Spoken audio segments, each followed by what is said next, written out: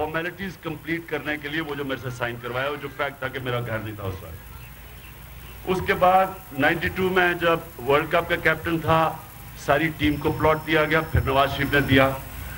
ये दोनों प्लॉट मैं आपको इसमें दिखाऊंगा कि ये दोनों जो प्लॉट हैं ये शौकत खानम में मैंने दिए, और ये इसकी आपको एग्जैक्ट डेट बताता हूँ कि कब दिए गए। एक या Faisal chairman Pakistan Tehreek Insaf Imran Khan press conference कर रहे हैं। इस प्रेस कॉन्फ्रेंस में उन्होंने अपने तमाम असासे जाहिर करने का ऐलान भी किया है, जबकि उन्होंने ये ऐलान भी किया है कि शाह महमूद कुरैशी को पार्टी का तहरीक इंसाफ का वाइस चेयरमैन मुकर्रर कर दिया गया है। हम आपको दोबारा से इस प्रेस कॉन्फ्रेंस की जानिब ले चलते हैं। हॉस्पिटल 97 में बेचा, और जो 92 का जो प्लॉट था मेरा, जो वर्ल्ड कप में जीता, वो जनाब सीधा ही मैंने प्राइम मिनिस्टर को एप्लीकेशन दी कि वो शौकत खानम के नाम पे ट्रांसफर हो। तो वो एप्लीकेशन आपके सामने, तो 2 प्लॉट दिए, दोनों शौकत खानम को दिए, आपके पास एविडेंस है। ये जो ये कहते हैं कि मैं तो कभी गवर्नमेंट ऑफिस में रहा ही नहीं, तो ये जब मेरे ऊपर लगाते हैं कि पैसा किधर से है, तो जाहिर है ये कहते हैं कि मैं शौकत खानम से ही आ सकता है। आज से 10 साल पहले तक मैं शौकत खानम को 3.5 करोड़ रुपया डोनेशन दे चुका था।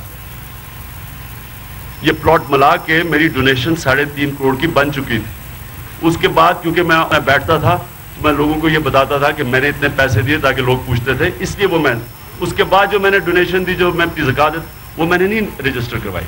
लेकिन 2000 तक 3.5 करोड़ मेरी अपनी पर्सनल डोनेशन है शौकत खानम में। 5 साल में हॉस्पिटल में बैठा, कभी आज तक 1 रुपया हॉस्पिटल से ना मैंने लिया, ना किसी बोर्ड ऑफ गवर्नेंस ने लिया। बोर्ड ऑफ गवर्नेंस के ऊपर जो इल्जाम लगाया गया कि वो पैसे लेते हैं, बोर्ड ऑफ गवर्नेंस की तरफ से लीगल नोटिस जा रहा है उसको जिसने ये इल्जाम लगाया गया, PMLF के नुमाइंदे को। उसके बाद मेरे पर ये अब लगाया गया इल्जाम कि इमरान खान ने पिछले साल 18.5 लाख टैक्स दिया और इस साल सिर्फ 3.5 लाख रुपया टैक्स दिया। अब ये मैं आपको बताना चाहता हूं कि ये बात ठीक है, मेरी आमदनी भी बढ़ गई लेकिन टैक्स मैंने कम दिया। लेकिन क्या मैं टैक्स चोरी कर सकता हूं जब सारी मैंने अपनी असासे डिक्लेयर किए हुए, मेरे बैंक अकाउंट सारे इनके पास है, मैं कैसे टैक्स चोरी कर सकता? अब मैं बताता हूं कि क्यों इस साल मैंने कम अज कम कोई 2 करोड़ रुपया बनाया इस साल एक्स्ट्रा, क्रिकेट की वजह से, वर्ल्ड कप की वजह से। अगर आपको किसी को उसकी भी एविडेंस चाहिए वर्ल्ड कप में मैंने कैसे बनाया, वो भी मैं आपको डिटेल्स दे सकता। लेकिन कमाल ये है कि इसके ऊपर पाकिस्तान का जो कानून है वो टैक्स नहीं लगाता जो बाहर से पैसे आते हैं। और मैं ये आपको बताने लगा हूं कि ये कानून बनाया किसने था। ये एक 1992 में इकोनॉमिक रिफॉर्म्स एक्ट बनाया था नवाज शरीफ ने। इस एक्ट के मुताबिक आर्टिकल्स 4, 5 और 9 के मुताबिक जो भी आपको रेमिटेंसेस टैक्स फ्री, मैं समझता हूं कि ये एक्ट एक बहुत बड़ी नाइंसाफी और ये चोरी करने का और मनी लॉन्ड्रिंग का और पैसे चुराने का सबसे ये तरीका बनाया गया था अपने लिए। यानी यहां से पैसे हवाले के जरिए बाहर भेजते थे, ब्लैक का पैसा व्हाइट करते थे बाहर से बुला के कि जी रेमिटेंसेस आई हैं। इसके ऊपर एक BBC की फिल्म भी बनी हुई है और फिल्म का नाम है from मेयरफेयर to Lutan to Raiwind. ये फिल्म भी बनी है कि कैसे मनी लॉन्ड्रिंग होती थी, यहां से पैसा बाहर भेजा और वो फिर टैक्स फ्री वापस आता था और ये भी इजाजत नहीं थी सवाल पूछे कि जनाब ये पैसा किधर से आया। मैं ये आपके सामने इसलिए रख रहा हूं कि आपके सामने क्लियर हो जाए कि जो भी मेरे ऊपर एलिगेशंस है वो मैं आपको डॉक्यूमेंट्स देके ये क्लियर कर रहा हूं। मैं अब ये चाहता हूं और फिर मैं बस ये आखिरी बात करता हूं, मैं ये चाहता हूं कि इसी तरह बाकी पॉलिटिकल पार्टीज के लीडर्स अपने एहसास से डिक्लेयर करें और इसी तरह जो हम आप उनके ऊपर इल्जामात लेके आएंगे आपके सामने, हम ये नहीं चाहते कि वो कहें जी इमरान खान ने भी ये किया, क्योंकि इमरान खान ने क्लियर कर दिया। अब आप बताएं, क्योंकि आप तो गवर्नमेंट में रह चुके हैं, मैं तो गवर्नमेंट में नहीं रहा, आप गवर्नमेंट में रह चुके हैं, आप हमें अब इनके जवाब दें इसी डॉक्यूमेंट से जिस तरह मैंने ये दिए। और अगर ये हो जाए तो ये पाकिस्तान एक नया पाकिस्तान बनने जा रहा है। इसी पाकिस्तान के अंदर हम अपने पैर पे खड़े होंगे, टैक्स इकट्ठा होगा, करप्शन कंट्रोल होगी। जो वो होगी तो यहाँ गुर्बत खत्म करेंगे, ये अमेरिका की गुलामी से निकलेंगे। हम इसलिए इस ट्रैप में फंसे हुए हैं कि टैक्स इकट्ठा नहीं होता। 8.2% टैक्स इकट्ठा होता है पाकिस्तान में, दुनिया में सबसे कम रेशो है ये। वो इसलिए इकट्ठा नहीं होता कि इन्होंने कानून बनाए हुए टैक्स चोरी करने के लिए, जो मैंने इकोनॉमिक रिफॉर्म्स एक्ट बताया आपके सामने। और मैं आखिर में आप सबको फिर से कहना चाहता हूं कि मीडिया की बहुत बड़ी जिम्मेदारी है। मीडिया ने जबरदस्त काम किया, पाकिस्तान में सियासी शऊर पैदा किया। आपके ऊपर जिम्मेदारी है कि आप इनसे भी डिमांड करें, और मैं इनको चैलेंज भी करता हूं कि आप ये करें। मैं चैलेंज करता हूं। मैं अपनी पार्टी सबके सामने भी ये रखा है, पार्टी ने भी ये फैसला किया कि ये सारे अपने आप असासे डिक्लेयर करेंगे। मैं इनकी पार्टी के कारकुनों को, ये बड़ी बड़ी पार्टीज के कारकुनों को कहता हूं, और इनके जो ओहदेदार हैं उनको कहता हूं कि आपके ऊपर आप जिम्मेदारी है कि अपने लीडरशिप से पूछें कि आपके जो अरबों रुपए के सासे बाहर कैसे गए, क्यों नहीं डिक्लेयर किए, कितना टैक्स दिया इसके ऊपर, और ये पाकिस्तान का असल इशू है। शुक्रिया। मामले पर आपने सुप्रीम कोर्ट ऑफ पाकिस्तान की अभी करारदाद के बारे में बताया, ये आपके दाएं बाएं कानूनी माहिरीन भी बैठे हैं और सियासत पार्लिमानी अमूर के माहिरीन भी बैठे हैं, लेकिन आपने इससे बात ये बताएं कि हमें इस मामले पर पार्लियामेंट को इस इशू को देखने का अख्तियार है, एक बात। दूसरी बात ये बताएं कि चीफ एग्जेक्टिव की मंजूरी के बगैर कोई भी इदारा, किसी भी इदारे का सरबराह उनकी इजाज़त के बगैर तहकीकात के लिए पाकिस्तान से बाहर जा सकता है। तीसरा ये बताएं कि हुकूमती तर्जमान इस मामले को जमहूरियत के खिलाफ साजिश करार दे रहे हैं, आप क्या कहते हैं? इसका जवाब हामिद खान या जस्टिस साहब ज्यादा बेहतर दे सकते हैं, मैं उनको माइक देता हूँ। देखें, सबसे पहली बात तो ये है कि जहाँ तक के पार्लिमानी कमेटी का ताल्लुक़ है, वो बिल्कुल इस सब्जेक्ट के ऊपर तफ्तीश कर सकते हैं, इंक्वायरी कर सकते हैं। और जहाँ तक कि इस बात का ताल्लुक़ है कि अदालत कोई कमीशन कॉन्स्टिट्यूट कर सकती है या नहीं कर सकती है, उसका उसूल ये है कि नीचे से लेकर ऊपर तक जितनी भी अदालतें हैं, वो एविडेंस कलेक्ट करने के लिए और दीगर जो काम है उसके लिए उनको पावर हासिल है कि वो कमीशंस कॉन्स्टिट्यूट करें। सुप्रीम कोर्ट की पावर ज़्यादा है और वो कॉन्स्टिट्यूशन में एम्बेडेड पावर है, वो किसी मामूली कानून में नहीं है। और ये जो कमीशन उन्होंने बनाई है, मेरी नाक़िस राय में बिल्कुल कॉम्पिटेंटली और विद इन जूरिसडिक्शन बनाई है।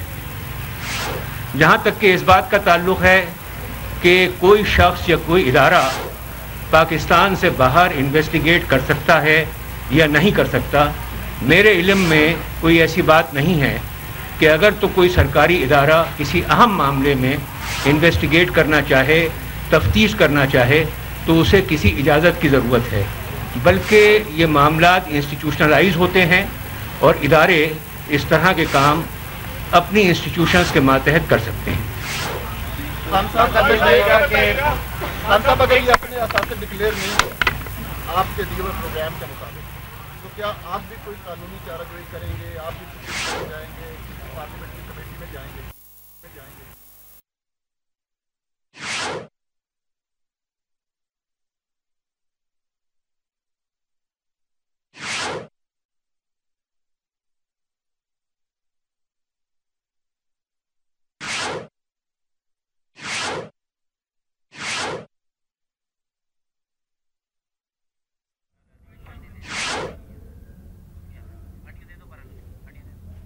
लिए आज पाकिस्तान इधर है, उसके बाद फिर हम अवाम में भी जाएंगे। और हमने आपको पहले 30 अक्टूबर को कहा हुआ है कि हम फिर इसके ऊपर कोई भी कदम उठा सकते हैं जो कि हुकूमत फिर हमें ये ना कहे कि जनाब ये गैर जमहूरी है। हम पब्लिक में जा सकते हैं, हम इसके ऊपर स्ट्राइक कॉल दे सकते हैं, हम सिविल नाफरमानी के बाद हम प्रोटेस्ट कर सकते हैं, लेकिन हमने इसको मैं ये आपको वाज़ेह कर दूं, इस इशू को हमने अब सोने नहीं देना, क्योंकि इन्होंने अब तक तो इस इशू पे आते ही नहीं थे। मैं तो साल से लगा हुआ था। अब ये जब आ गए हैं और हमारे ऊपर इन्होंने किया, हमने आपके सामने सबूत दे दिए, اب ان کے اوپر ذمہ داری آج آپ نے اپنے اساتذہ کو ڈکلیئر کر دیا فنڈ سے لیا لندن کا ٹکٹ آپ نے لیا وہ کس سے لیا بد میں لیا اور سیکنڈ ایک پیپلز پارٹی جو کمیشن بنایا گیا مینوز کے اندر اس کو بہت کرٹیسائز کر رہی ہے اس حوالے سے آپ چپ ہے اور نواز شریف سپریم کورٹ گئے تو کیا مطلب آپ کے خیال میں یہ درست فیصلہ تھا یا غلط فیصلہ؟ لندن کا فلیٹ میں نے 1983 میں لیا، ظاہر ہے میرے کرکٹ کی ارننگ سے لیا ہوگا، اور تو میں کوئی کام نہیں کرتا تھا نا، کوئی چوری تو نہیں کی ہوگی پیسے کی۔ 83 میں نے فلیٹ لیا، جو میں ایک شرم، ان کو شرم نہیں آتی ہاسپٹل کے اوپر انگلیاں اٹھاتے ہوئے، جو کہ سب سے بڑا 79 میں آئی تھی، تو اس لیے 6 سال کے بعد پہلی ڈونیشن تو 83 میں فلیٹ لی، اور یہ ساری ڈاکیومنٹس یہ اویلیبل ہے آپ کے پاس۔ جدھر تک آپ نے بات کی گورنمنٹ کے اوپر، آپ نے کیا کہا کہ ہم نے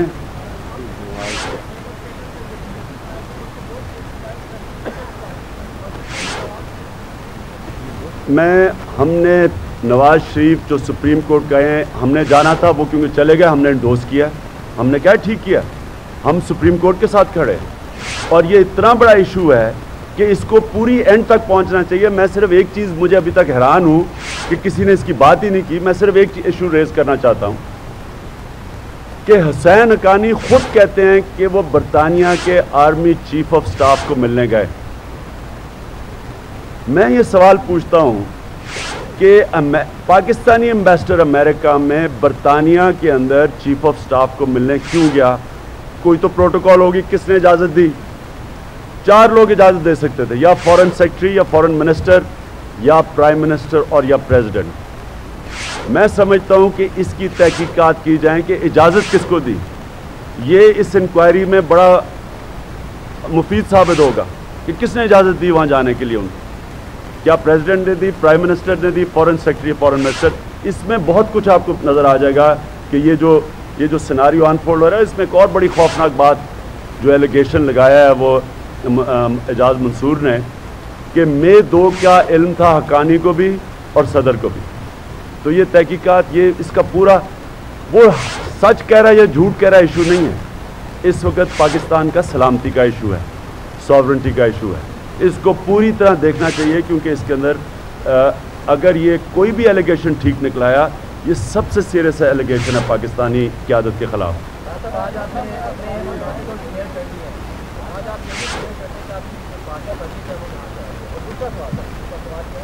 ایک منٹ، میری پارٹی کی فنڈنگ کدھر سے آ سکتی ہے؟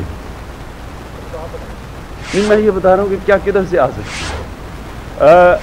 اگر تو یہ اشارہ ہو رہا ہے کہ کوئی ISI ہمیں پیسہ دے رہی ہے، تو میں پھر چیف جسٹس صاحب کو کہتا ہوں کہ خدا کے واسطے وہ ایئر مارشل اصغر خان کا کیس سن لیں، کیونکہ وہ جب کیس سنا جائے گا تو آپ کو سب پتہ چل جائے گا کہ ISI کو اوتھ کے اوپر سچ بولنا پڑے گا، کس کس کو پیسے دیے، پتہ چل جائے گا کہ تحریک انصاف بھی ہے اس میں یا نہیں ہے۔ میں پھر سے آپ کو کہتا ہوں کہ اگر یہ ثابت ہو گیا، جس طرح نواز شریف کے اوپر ایلیگیشن ہے 35 لاکھ روپیہ لیا ISI سے، یہ ثابت ہو گیا، میں پھر سیاست چھوڑ دوں گا۔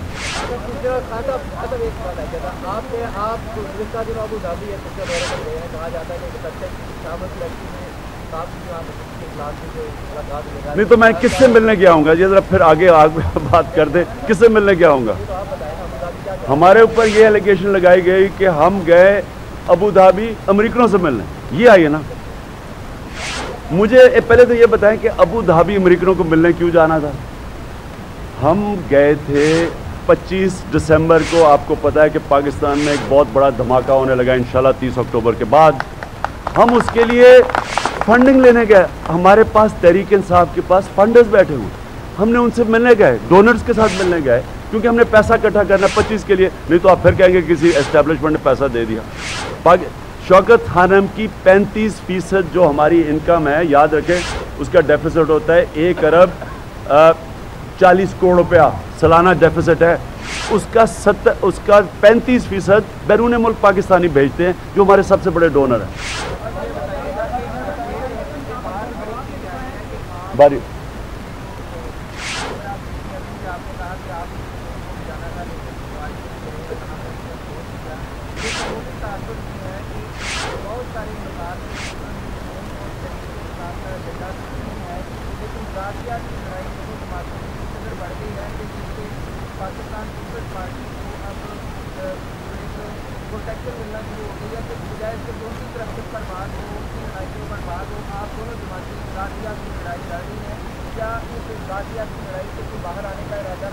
میں پہلے تو یہ کلیئر کر دوں، تحریک انصاف نے کبھی ذاتیات کی لڑائی نہیں کی، ہمیشہ نون نے کی ہے.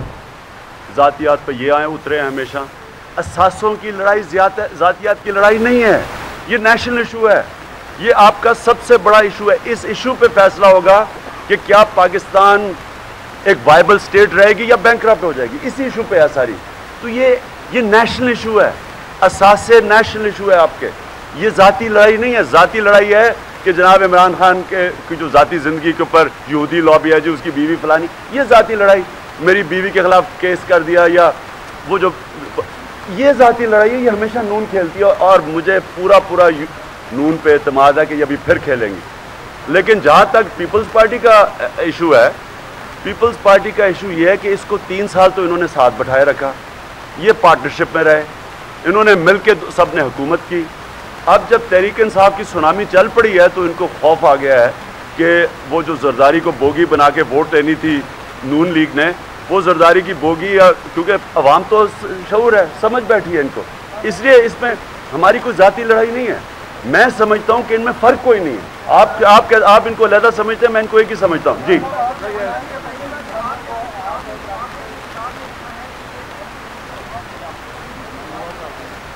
اگر وہ کتاب میں آپ انگریزی پڑھ لیں جو اوپر لکھی ہوئی ہے میں نے کہا میں نہ کبھی زندگی میں جوا کھیلا ہے اور نہ مجھے اس میں کبھی انٹرسٹ ہے، وہ کلیئر ہے.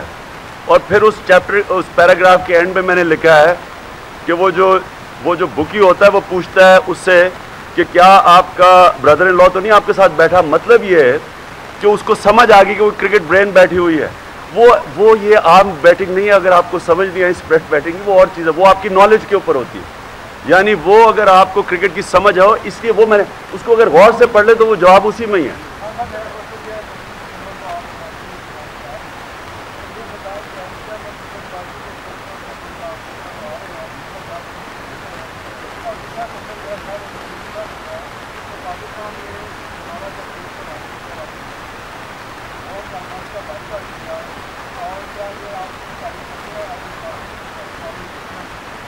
جی میں یہ اس کا جواب دے دوں. 25 تاریخ کی جو سونامی انشاءاللہ کراچی ہوگی، اس کا اصل مقصد یہ ہے کراچی کے لوگوں کو اکٹھا کرنا.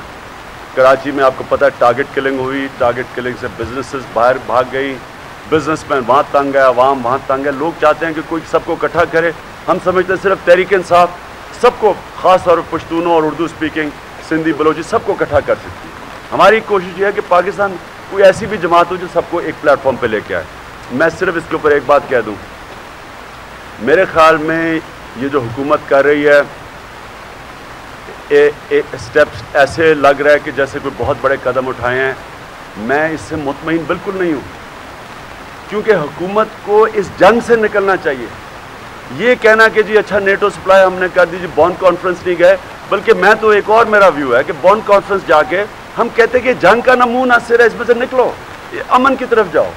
میں تو سمجھتا ہوں کہ اس کا آپ بجائے یہ چھوٹی چھوٹی مذمتیں کرنے جس کا ان کو اوپر کوئی اثر نہیں ہوتا. ابھی تک انہوں نے نہیں معافی مانگی اس کی.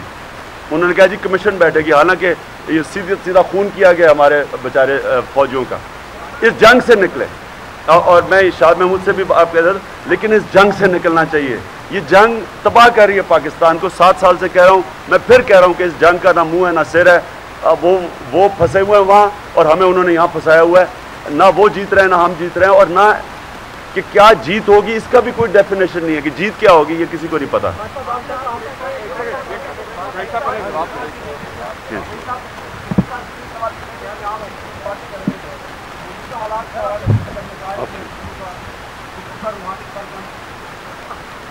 شکریہ. 2 جز سوال کے. پہلا سوال ہے نیٹو کے حملے کا. مجھے یاد آ رہا ہے جب میں وزیر خارجہ تھا، ایک اس قسم کی انفیوژن ہوئی تھی ان کے ہیلی کاپٹرز ہماری حدود کے اندر آئے تھے، جس پر پاکستان نے سخت احتجاج کیا تھا. مجھے یاد کانفرنس کے لیے میں نے اسی وقت جب یہ خبر سنی تو جو سیکرٹری جنرل ہے نیٹو، ان سے میں نے اپوائنٹمنٹ حاصل کی.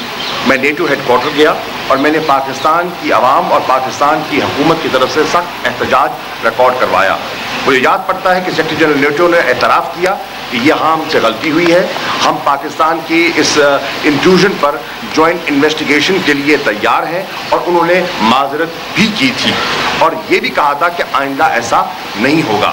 اس کے بعد 2 مئی کا ایک انسیڈنٹ ہوتا ہے, اور وہ بھی ہماری ایک کلیئر ریڈ لائن کو انہوں نے وائلیٹ کیا, اور وہ بڑی واضح ریڈ لائن تھی, نو بوٹس آن دا گراؤنڈ. اب یہ تیسرا واقعہ ہوا ہے, اور اس واقعے کے بعد میں سمجھتا ہوں کہ جو پاکستان کا جو ریئیکشن ہے, جو عوام کا ریئیکشن ہے, جو قبائل کا ریئیکشن ہے, یہ بڑا نیچرل ریئیکشن ہے, اور اس کی ان کو توقع ہونی چاہیے تھی, کیونکہ صبر کا پیمانہ لبریز ہو چکا ہے. پاکستان کی جو خدمات ہیں, پاکستان کی جو قربانیاں ہیں, ان کا اعتراف کرنے کے بجائے پاکستان کو اس انداز قوم آج خاموش ہونے کے لیے تیار نہیں ہے.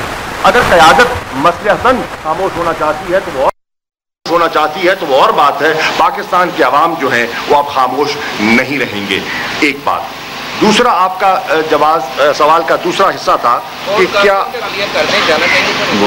دیکھیے بانڈ کانفرنس ان حالات میں اس وقت ایک ویو تھا کہ ہمیں اپنا جو ہے لیول وہ ڈاؤن گریڈ کر کے اپنے سفیر کو وہاں ایز این آبزرور بھیج دینا چاہیے تھا, اور پاکستان کا اس کانفرنس میں ایک نقطہ نظر پیش کرنا چاہیے تھا, اور بڑی کلیئر وائلیشن ہوئی ہے, اور انٹرنیشنل لا کی وائلیشن ہوئی ہے, تو ان پر وہاں سے ایک ریزولوشن موو ہوتا اور اس کی مذمت بھی کی جا سکتی تھی. لیکن قومی یکجہتی کو سامنے رکھتے ہوئے اگر حکومت نے ایسا کیا تھا, اس پہ کوئی مضاحکہ نہیں ہے.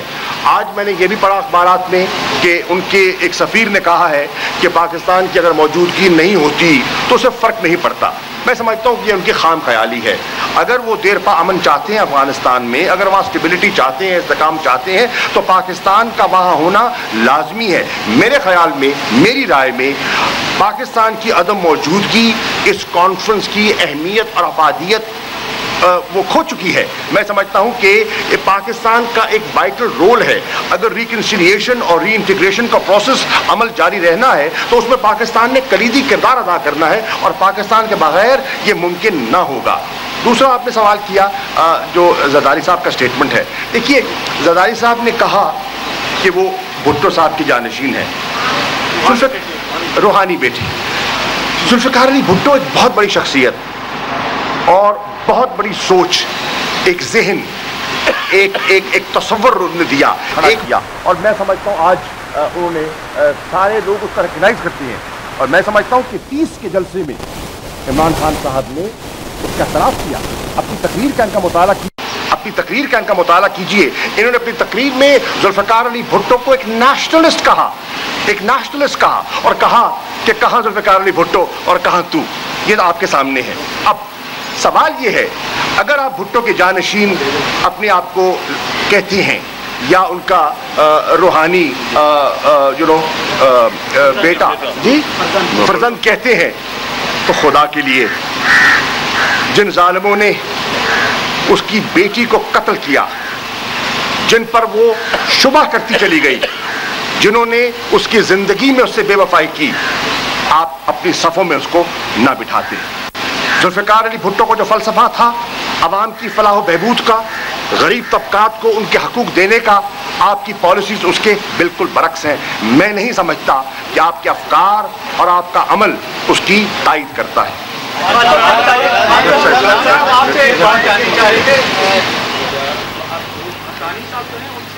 اختلاف ہو سکتا ہے, اور یہ بھی وجہ ہے کہ مختلف مواقع سے ایسا لگا کہ وہ امریکہ کی سفیر ہے, پاکستان کی نہیں ہے, لیکن ان کے مینو کے اندر جو سب سے متنازع بات اٹھائی جا رہی ہے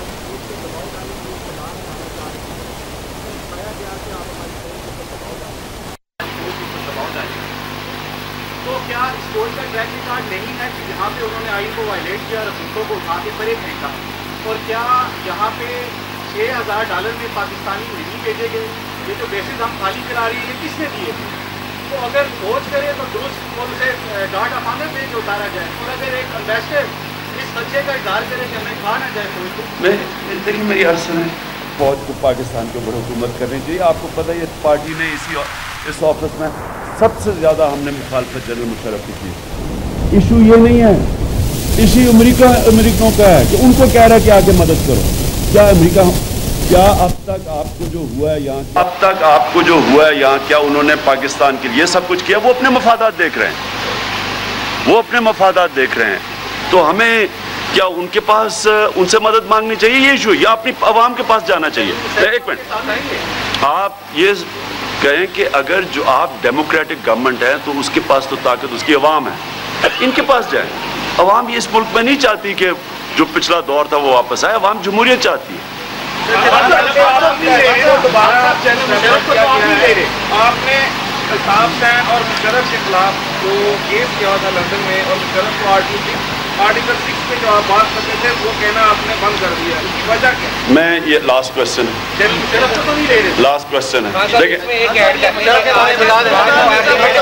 پارلیمنٹ کے مشترکہ اجلاس سے خطاب کرنے کا اعلان کیا ہے اسد زرداری نے موجودہ صورتحال میں. آپ سمجھتے ہیں کہ اس سے کچھ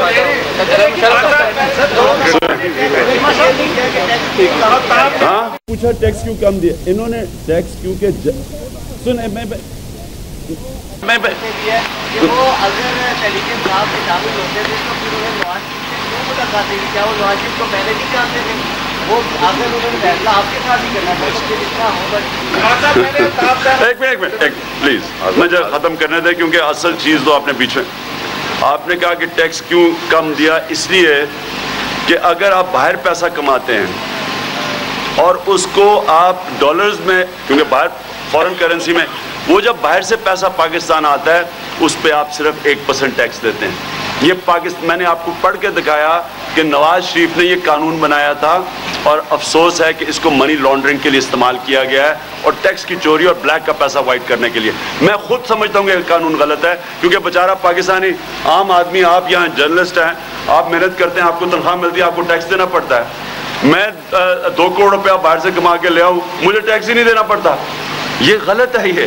اور میں یہ کہنا چاہتا ہوں کہ یہ یہ انشاءاللہ تحریک انصاف ٹھیک کرے گی، یہ معاشی ناانصافی کو ٹھیک کرے گی. جی عابد دیں گے. لیکن کچھ ایسے لوگ جہاں جہاں آپ کی پارٹی میں شامل ہو رہے ہیں جو پردیش مشرف بول رہے ہیں، ان کے رائٹ ہینڈ سے آج اس کی عابد میں بس اس کی بات، آج ہماری جو میٹنگ جی پھر کیا تھا؟ یہ کہہ رہا ہوں کہ آپ کا جو خراب ہے وہ اور خان صاحب پریزیڈنٹ کے مشترکہ اجلاس سے آپ کا کیا ہے؟ جی بولیں. اگر آپ اپنے اثاثے پہلے ظاہر کر کے سیاستدان ہیں ان سے یہ کہتے ہیں کہ آپ اپنے آپ اثاثے ظاہر کریں تو آپ کو اتنی تکلیف نہ ہوتی جو آپ برداشت نہیں کر سکیں. کشمیر کے حوالے سے آج جو خطاب ہے اس کے مرکز مشن اور جو پاکستانی مشن ہے اس میں آپ نے دو جو آپ کے اس کی ویب سائٹ پہ چلے جائیں پبلشرز کی، انہوں نے معافی مانگی ہوئی کہ ان سے غلطی ہو گئی ہے. یہ پبلشرز کی غلطی ہے، یہ اسی کے اوپر نقشے کے اوپر. سنیں آپ کا بس کیا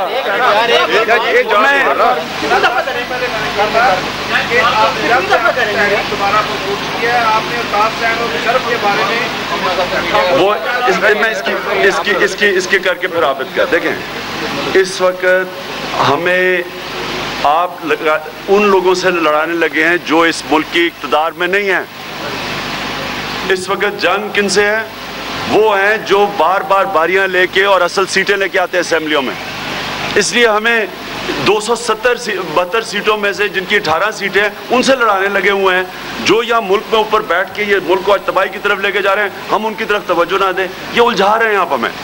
اور آپ کا یہ اچھا، اب میں آخری جواب دیتا ہوں. آج ہماری جو میٹنگ ہوئی ہے کور کمیٹی کی، اس میں کیا ہے اس میں یہی ڈسکس ہوا ہے کہ میکنزم کیا ہونی چاہیے. لوگ اندر آ رہے ہیں پارٹی کے کہ ہم نے کیسے سکروٹنی کرنی ہے، ٹکٹ کن کو دینے ہیں. میں آپ کو یہ یقین دلا دوں کہ آج ہماری جو کور کمیٹی کی میٹنگ ہے، اس میں ہم نے واضح طریقے سے کہا کہ پارلیمنٹری بورڈ صرف ان کو ٹکٹ دے گا جو تحریک انصاف کے نظریے پہ اترتا ہے. لوگ جوائن کر رہے ہیں، ہم کسی کو وعدہ نہیں کر رہے ٹکٹس کا. اس وقت بڑی تیزی سے لوگ آ رہے ہیں، اور اتنی تیزی سے آ رہے ہیں کہ کئی ایسے لوگ कई ऐसे भी चंद नाम आ गए हैं जो तहरीक इंसाफ के नजरिए पे नहीं उतरते, लेकिन अभी हम टिकट किसी को नहीं दे रहे। हम मैकेनिज्म आज बैठ के बना रहे हैं कि हम कैसे वेट करेंगे उन पॉलिटिशियंस को जो हमारे नजरिए पे उतरते हैं, और जो नहीं उतरते उनको टिकट नहीं मिलेंगे। खत्म होगी बात। अभी तो टिकट नहीं दिए जा रहे। कराची